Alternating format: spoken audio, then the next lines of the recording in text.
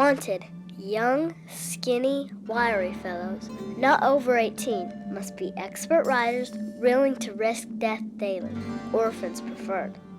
Now who would answer a crazy advertisement like that? Well, I did. My name is Jack Keetley. I lived back in the 1860s, more than 130 years ago. That was when my friends and I answered an advertisement and became famous for carrying the mail as fast as our horses could run.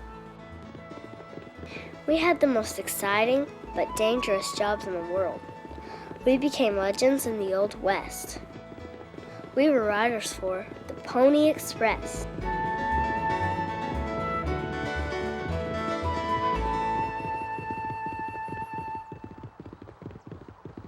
The Pony Express is an important part of history. Back when I was a kid, before television, telephones, or even cars, if you wanted to mail a letter from the East to California, it took 6 months to get there. First, it was sent on a steamship all the way to Panama, then taken across the jungle before it was loaded on another ship which sailed all the way back to America. Letters were also put on dusty stagecoaches that took almost a month to cross the deserts to California.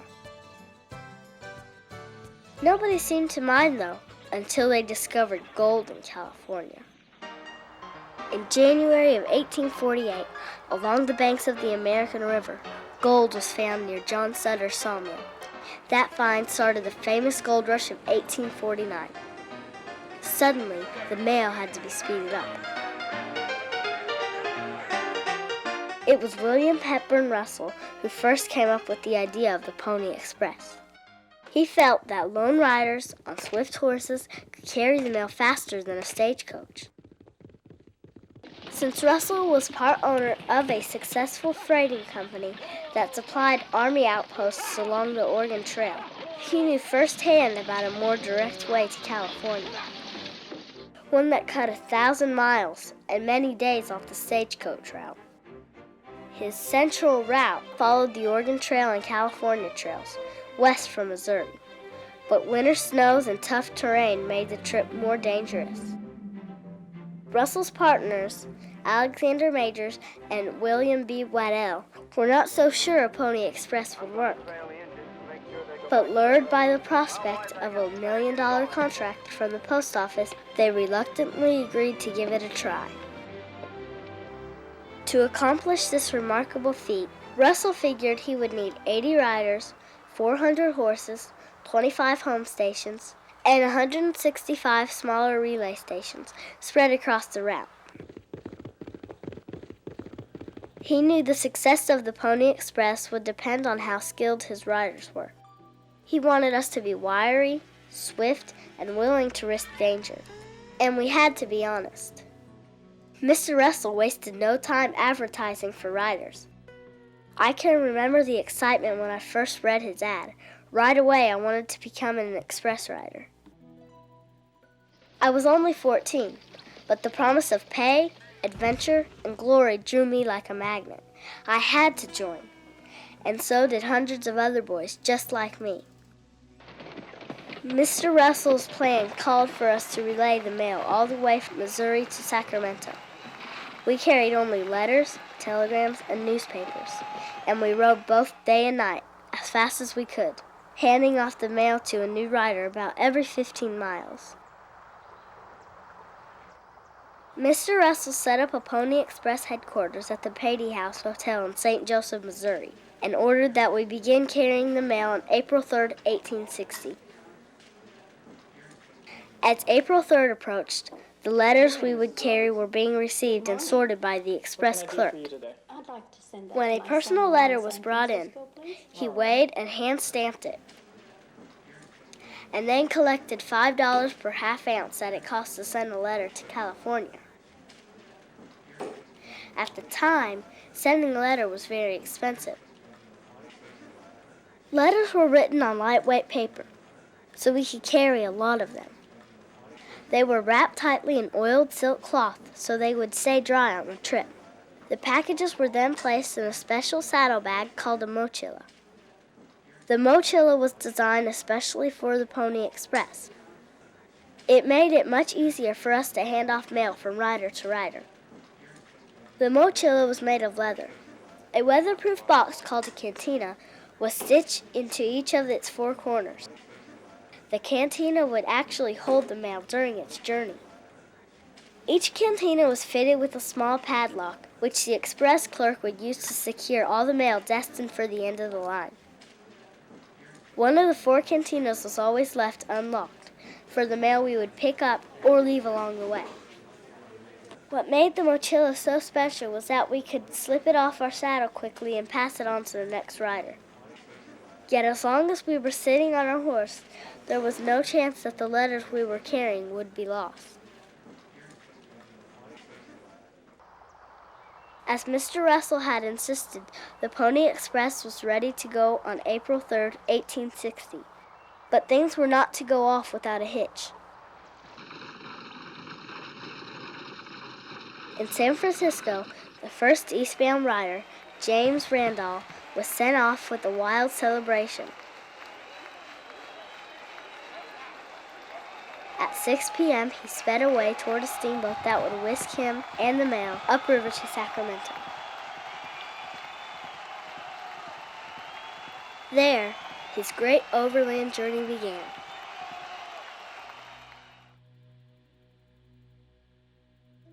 But at the eastern end of the line, things didn't go so smoothly.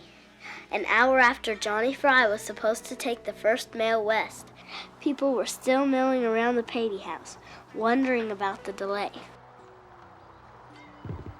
A messenger carrying important letters from Washington, D.C. had missed his train connection. So to help the Pony Express, the Hannibal and St. Joseph Railroad ordered their tracks cleared, the switches locked, and the locomotive Missouri to run at full speed the minute the messenger got on board.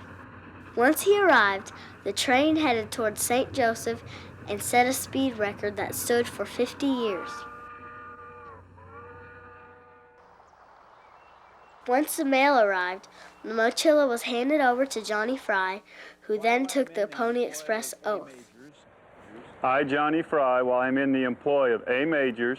Before any of us could carry the mail, we had to promise not to gamble, swear, drink alcohol, or mistreat our horses. If we did, we could be fired without pay. To treat the animals cruelly. I bid you 3 cheers for the Pony Express and 3 cheers for the overland passage of the United States Mail. Hip, hip, hooray! Hip, hip, hooray! Hip, hip, hooray!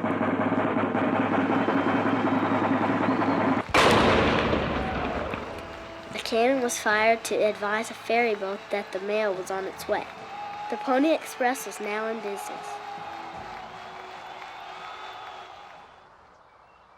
Soon, the mail was carried across the Missouri River and off into Kansas Territory. Johnny Fry was carrying 49 letters, 5 private telegrams, and newspapers destined for San Francisco.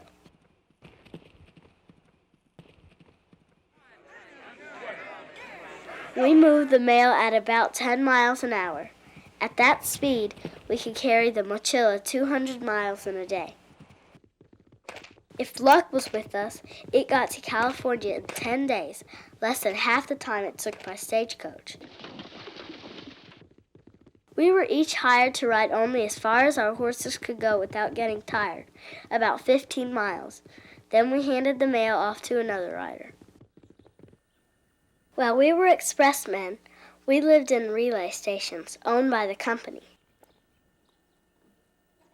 Things were pretty quiet here, until the clerk brought us our horses. That meant that the mail was getting close and we'd soon be going to work. It was exciting, listening for the sound of the approaching rider. At first we carried bugles to signal that we were coming in, but we found we didn't need them. You could always tell when a rider was near. He's making good time today, Rick. Yeah, he is. Clint, how'd the ride go today? Oh, not too bad. Everything pretty clear on the trail? Oh, better than usual. Good. we only had 2 minutes to relay the mochilla. Got some letters there, Rick. Couple for Rock Creek, the rest Big Sandy, and all the rest of them go all the way. Okay. Have a good ride now.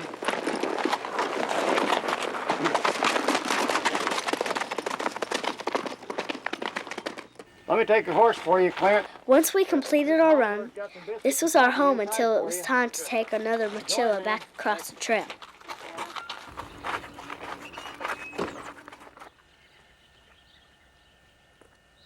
There were 190 stations along the Pony Express route. And the farther west they were, the more remote they became. In the beginning, things went smoothly, but before long, we ran into trouble. Silver was discovered in Nevada, and we built our relay stations near the few watering holes in the desert. To the Native Americans, we were strangers who were invading their land. Before the Pony Express was a month old, the mail was held up for 6 hours when warriors drove off our horses at one station. In retaliation, we forced the tribe to withdraw to Indian Lake. Soon, the remote Pony Express stations in the west became easy targets. Some of them were burned to the ground, and some Pony Express employees were killed as well.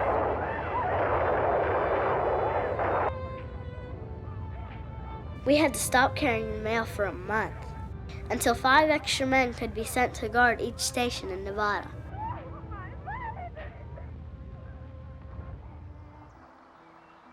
But the most dangerous part of the Pony Express route wasn't through Indian Territory. It was a portion that crossed the Sierra Nevada mountains. In good weather, the narrow trail over the mountains was the most difficult part of the route. When the winter snows came, it usually became impassable. But Mr. Russell had promised that the mail would go through in any kind of weather. The winter snows would be the real test of the Pony Express, and the winter of 1860 was a tough one. Heavy snows closed the passes to California early. Soon, there was no way we could make it over the mountains. The mail was often up to 4 days late. But before the winter snows melted, there was even more serious trouble brewing back east. The $1 million contract the post office had promised us never came through. The Indian Wars in Nevada had cost the company $75,000, more than it had cost to set up the entire system. Although we carried the mail like clockwork, we lost $13 on every letter we carried. To make matters worse, the telegraph was moving west at the rate of 20 miles a day. When telegraph wires reached all the way to San Francisco on October 26, 1861, news traveled instantaneously across the country. There was no more need for the Pony Express. In just 18 months, the Pony Express became obsolete. Our hour of glory was over. But stories of our adventures along the Pony Express Trail still live today. In all, we made 308 runs each way and traveled 616,000 miles, as much as 24 times around the earth. We carried nearly 35,000 pieces of mail and only lost 1 mochilla. When the Pony Express ended, we all went on with our lives, knowing that we had won a permanent place in American folklore. Johnny Fry, the first westbound rider, became a Union Army scout. Charlie Cliff single-handedly fought off a band of hostile Indians in Nevada. John Burnett became the Wales Fargo agent in Salt Lake City. Richard Egan became a bishop in the Mormon Church. And on a bet, I set a record by riding 24 hours straight without a stop. The Pony Express was an exciting part of America's past and made all of us legends in the Old West.